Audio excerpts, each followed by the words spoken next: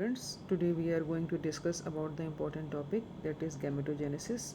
And gametogenesis is of two type, as you all know, that is spermatogenesis and the oogenesis. So first we are going to begin with the spermatogenesis, and for that you have to know the structure of the seminiferous tubules because sperms are going to form in the seminiferous tubule. So this is the structure of seminiferous tubules, and in this topic we are going to study about how this spermatogonium, how that primary spermatocyte, secondary spermatocyte, Sertoli cells, how they all are formed in the seminiferous tubules. So let's begin with the increased secretion of GnRH.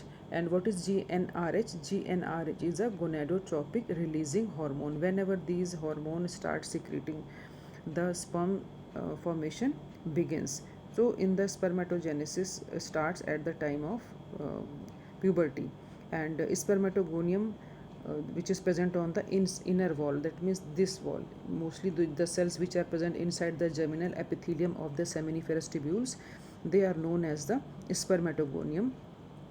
And ये spermatogonium जो होते हैं by the multiply by the mitotic cell division and increase in number. ठीक है, ये cells होते हैं और इनमें सिंपल माइटोटिक डिवीजन हुआ and they increase in number. ये बहुत सारे सेल्स जो हैं वो नंबर में बढ़ जाते हैं. Increase in after increasing the number each spermatogonium. अभी यहाँ पर आपको ये ध्यान रखना है, these all spermatogonium are of diploid. ये सब डिप्लॉयड होते हैं, that means 2 N number 46 chromosomes जो हैं वो इनके अंदर पाए जाते हैं.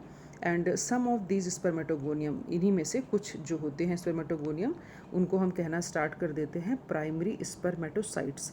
And these primary spermatocytes, if I change the colour, suppose these are sorry this is the colour, these are the differentiated spermatogonium. ठीक है, ये बहुत सारी बनी थी, जैसे कि मैंने आपको बताया कि after the division of spermatogonia simple mitotic division होता जाएगा, तो 1 से 2, 2 से 3, है ना, ऐसे बहुत सारे सेल्स बनते चले जाएंगे. एंड उनमें से कुछ की मैं बात कर रही हूँ, they few of them spermatogonia are converted into the, or you can say called as a primary spermatocyte. And these primary spermatocytes, suppose this is a primary spermatocyte, it periodically, है ना, कुछ कुछ टाइम के बाद undergoes meiosis. इसमें meiosis होता रहता है gradually. And primary spermatocytes after meiosis क्या होगा, 2 इक्वल्स पार्ट में डिवाइड हो जाएगा, आपको पता है. And then you start calling them secondary spermatocyte. अभी सेकेंडरी स्पर्मेटोसाइट्स कहलाएंगे. एंड सेकेंडरी स्पर्मेटोसाइट्स जो हो जाते हैं ये हैप्लॉइड हो जाते हैं नंबर में, that is n number of chromosome इनके अंदर हो जाता है. And this secondary spermatocyte again undergo the secondary meiotic division. और इसमें सेकेंडरी मियोटिक डिवीजन जब हो जाता है तो again they form the 2 cells, ये 2 सेल्स और बन जाते हैं. तो that means there are total 4 cells are formed, and these 4 cells they are haploid, all are haploid, and you call them spermatids. इनको आप spermatids बोलेंगे.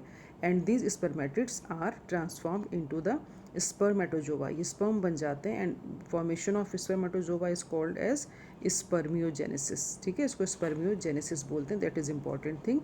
and after spermiogenesis what happened is that Sertoli cells are also present here. If I remove the ink, here are the Sertoli cells which are also present in between. यहाँ पर Sertoli cells भी हैं. and these Sertoli cells give the nourishment. आप पहले भी पढ़ चुके हैं. they provide Sertoli cells provide the nourishment to the developing cells जो कि sperms हैं और spermatocytes हैं. And these sperms finally release into the cavity. Cavity में रिलीज हो गए ना, अगर ये पूरा मैं सर्कल कर दूँ, ये ऐसे पूरा स्ट्रक्चर है, तो इस is the cavity.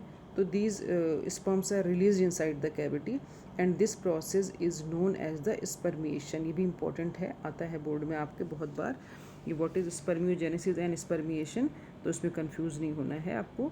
Spermiogenesis means when spermatids are transformed into the spermatozoa और स्पर्म इज कॉल्ड स्पर्मियोजेनेसिस.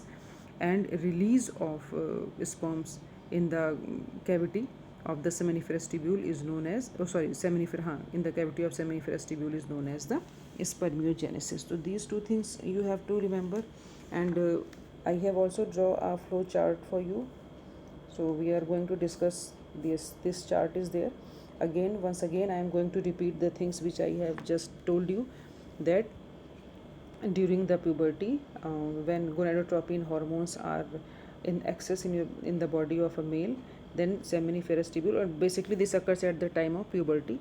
तो दैट मीन्स ये सेमिनिफेरस ट्यूब्यूल्स के अंदर की जो सेल्स हैं, इनर लाइनिंग है, that is called spermatogonia, which is present inside the seminiferous tubule divided by the mitotic division. There are lots of mitotic division और वो नंबर में इंक्रीज़ हो जाते हैं, बहुत बहुत ज़्यादा बढ़ जाते हैं नंबर में, और जब वो नंबर में इंक्रीज़ हो जाते हैं तो उनमें से ही कुछ सेल्स जो हैं वो फंक्शनल हो जाते हैं. You can I have written here the multiplicative phase. Why I written here the multiplicative phase? Because it is a simple division. You have seen that one से दो बन गए, दो से चार बन गए. तो this is simple mitotic division and cell keep on increasing in the number. अब ये इतने सारे इंक्रीज हो गए ना नंबर में, अब इनमें से ही कोई सेल, कुछ cell they become primary spermatocyte, और ये अभी डिप्लॉयड ही रहेंगे, तो प्राइमरी स्पर्मेटोसाइट्स बन जाते हैं इनमें से ही कुछ सेल्स. एंड इनमें ट्वाइस यानी कि दो बार इनमें मियोसिस डिवीजन होता है. वन, एक बार मियोसिस 1 एंड एक बार मियोसिस 2. तो you can see that here it is meiosis 1, तो यहाँ पर 2 सेल्स बनी. देन इन 2 सेल्स में एक बार फिर से मियोसिस हुआ, देन 4 सेल्स बनी, एंड उनसे ये क्या बन गए, 4 स्पर्मेटोजोआ को हो आप, या इनको आप स्पर्म्स कह सकते हो. And these are haploid as you all know. तो it is very simple, you just keep this thing in mind. Only 2 divisions are there. ये डिविजन्स मत भूलना क्योंकि बहुत इंपॉर्टेंट है. First is mitotic division and another is the meiosis division. तो ये 2 division इनके अंदर होते हैं and the spermatogenesis process will be completed. अब ये प्रोसेस पूरा कंप्लीट हो गया. Now come to the another aspect of it, that is endocrine system से रिलेटेड वो चीज़ें हैं, and that is the control of the इधर. हाँ यस, ये this chart also I want to discuss with you. ये ऑल मैंने बनाया है ये भी, so that you can understand the process. Theoretically आप इजली समझ सकते हैं. Spermatogenesis process occurs in testis, and testis में क्या है, seminiferous tubule. In seminiferous tubule there is a spermatogonia. What is spermatogonia? These are the immature germ cell which are present inside the seminiferous tubules, and by the mitotic division in these cells spermatogonia increase inside, simply increase inside, because multiplicative phase सिर्फ multiply हो रहे हैं. अब इन spermatogonia से कुछ sales convert हो जाते हैं प्राइमरी स्पर्मेटोसाइट्स में. That means they are ready to division. तो उसमें फर्स्ट मियोसिस होती है.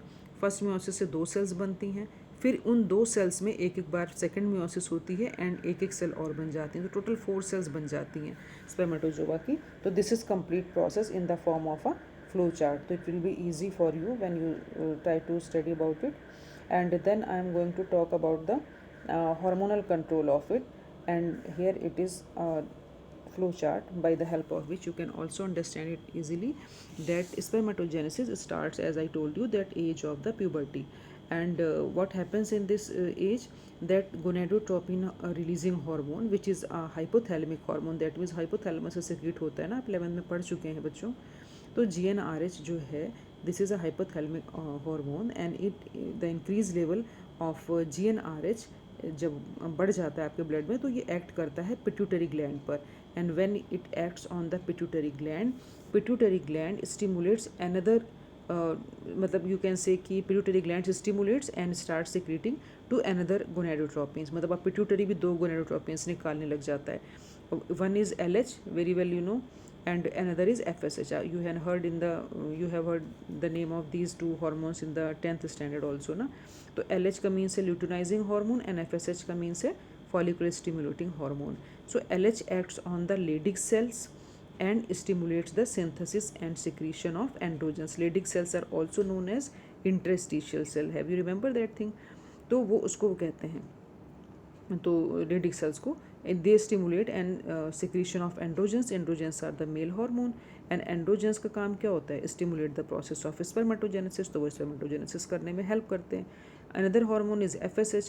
FSH works on the Sertoli cells, which are the nutritive cells जो nourishment provide करने का काम करती हैं, and these stimulate some other cells which helps into the secretion of certain factors, and these certain factors helps into the spermiogenesis, which I have earlier told you कि what is spermiogenesis. That means formation of spermatids, or you can say formation of spermatozoa. तो whenever spermatid transform into the sperms, the process is called spermiogenesis. तो वो spermiogenesis को help करते हैं. This topic is very important, and you have to learn this with the help of this chart, so it will be easy for you. Now come to the next thing in this chapter, that is the formation of male gamete. अभी पीछे आपने पढ़ लिया कि gametogenesis हो गया. After gametogenesis what we get is that is male sperm, or you can say male gamete. So what is the structure? Structure is also very important in the board examination, and few small questions, 1 marks questions are also they asked. And what are the questions? I am just telling you with the help of this diagram. So you can see this diagram easily.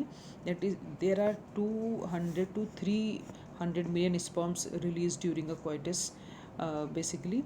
And what is the structure of it? It is very microscopic structure, you can't see it with naked eye. But if you see in this diagram, you can see that we divide it into 3 parts. One part is head, another is neck, another is the middle part, और ये tell है ना, ये parts में divide कर सकते हैं 4 parts में, जो कि head, neck, middle part and tail है. And you can see that whole sperm is covered by the plasma membrane. पूरे प्लाज्मा मेम्ब्रेन से ये कवर्ड रहता है. And head has a haploid nucleus. जो बीच वाला पूरा इतना बड़ा सा हिस्सा आपको दिख रहा है, ये पूरा न्यूक्लियस होता है. तो this is a nucleus. And anterior part is very specific. ये ऊपर का दिख रहा है ना, ये पार्ट ये ऐसे करके जो बना हुआ है, ये वाला पार्ट ऊपर वाला, मैं इसकी बात कर रही हूँ. It is very important part. It is a cap like structure आप कह सकते हैं. And it is called as acrosome. Acrosome is very important part because acrosome has certain enzymes in them, and these enzymes help in penetrating the various membranes present on the ova. ये ova है, ova के जो membranes हैं, 3 membranes होती हैं, you have to study it. तो ये जो एक्रोसोम है, इसके पास कुछ एंजाइम्स होते हैं, तो ये रिलीज़ करता है एंड ओवा की जो मेम्ब्रेन्स हैं वो हो जाते हैं, मतलब क्या कहते हैं उसको, डिज़ोल्व कर देते हैं, और सो दैट ये इसके अंदर एंट्री कर सकता है. तो acrosome is filled with certain enzymes and which help in the fertilization of ovum. And middle piece is also important. Why middle piece is important? ये वाला मिडिल पीस जो है, because it has numerous mitochondria, not 1 not 2 not 3, बहुत सारे mitochondria होते हैं. And आपको पता है कि माइट्रोकॉन्ड्रिया क्यों होते हैं? Because they help in the providing energy. And इसको एनर्जी क्यों चाहिए? इसको एनर्जी चाहिए for the movement of the tail. Tail को भी इसको हिलाना पड़ता है ना मूव करने के लिए, क्योंकि स्पर्म्स को मूव करना होता है, वो एग तक पहुंचना होता है. तो these the energy which is produce by this mitochondria facilitate sperm mortality. Sperm mortality को फैसिलिटेट करता है. अगर स्पर्म मोटाइल नहीं होगा तो यूजलेस है, उसका कोई काम ही नहीं है. तो इसलिए उसके अंदर माइटोकॉन्ड्रिया होते हैं. तो एक ये क्वेश्चन भी बहुत इंपॉर्टेंट है, आता है आपका.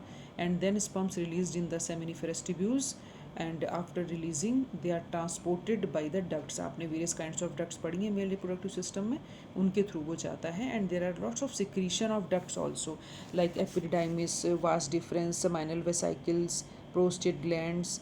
All these glands have certain secretions. And what is the semen, जो सीमेन होता है वो क्या होता है? That is seminal plasma plus male gamete is known as semen. And there are so many male sex accessory ducts you have also studied. So the function of male sex accessory ducts and glands are maintained by the androgens, है ना, और you can see the male hormone, वो इनको सबको maintain करने का काम करते हैं. तो this is all about the spermatogenesis and the structure of the male gamete. And also we have studied the hormonal control. I have given all the charts here, so the help of which it will be easy for you to understand. And this diagram is also very important. So students, we meet in the next lecture.